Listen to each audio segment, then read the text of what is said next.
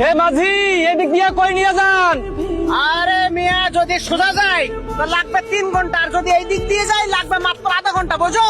আরে এদিক দিয়ে তো ডাকাত আছে। আরে মিয়া, 3 বছর ডাকাতের লাগে আমার দেখা হয় না, আর আমি ডাকাত পালি। এই যে হালুসাট আছে, ডাকাত আইলে পিটাঙ্গু। সরে তো সরো।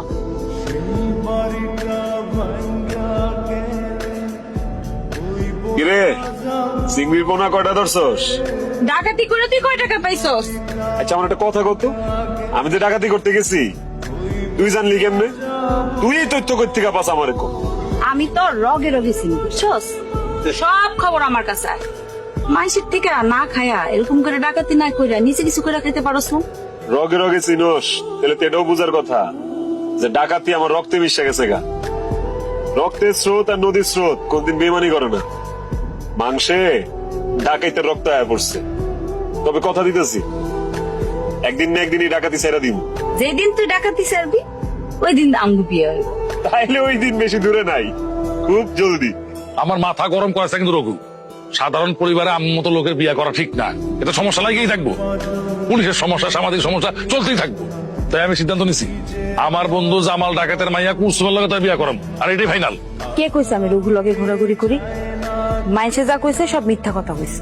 মিথ্যা কথা? মিথ্যা কথা আমি একদম পছন্দ করি না। আমার এক কথা 100 কথা সমান।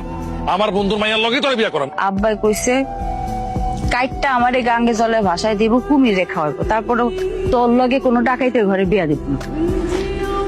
তোর জন্ম এই রঘুর জন্য, তুই খালি আমার, তুই আর কারো হইতে পারবি না। আমি হইতেই দিব না। আব্বা, আমি রঘুরে ভালোবাসি।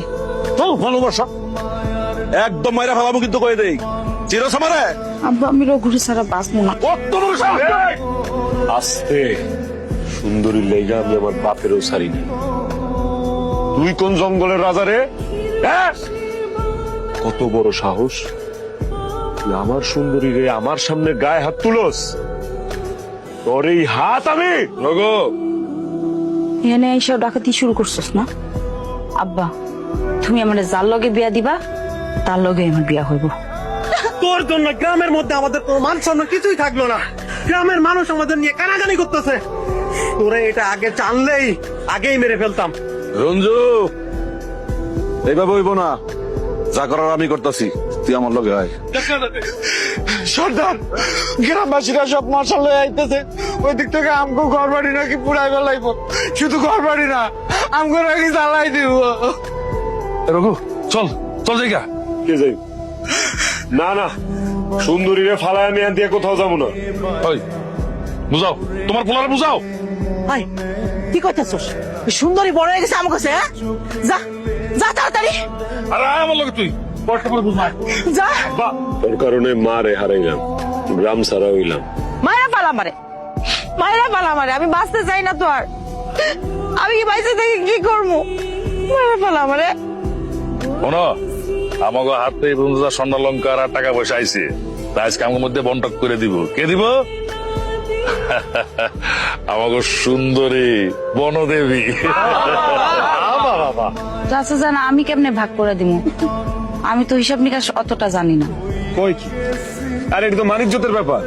তুমি হইলা বনের রানী, তুমি যদি হিসাব নিকাশ না জানো তাহলে হইব? বাকি টাকা কই রাখছস? ভাই কর। সুন্দরী, তোমার চোখ টলমল করতেছে কেন? মন খারাপ? আশেপাশে তোমার পরিবারের মানুষজন নাই, কষ্ট পাইতেছো সেই জন্য? আহো, আমার আর ভালো লাগতেছে না। হারায় যাও ভালোবাসা ফিরে পাইছি তো, আহো।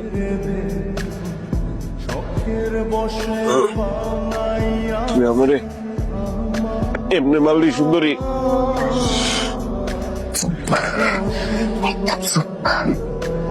তোর মতো মানুষের বাচ্চা থাকার কোনো অধিকার নাই। আমার বাপ একটা ভালো মানুষের লোক অনেক বিয়ে দিছিল। সেই মানুষটারে আমার চোখের সামনে ঠিক খোলা কাটছিস। আমারে কেমনে মারলি?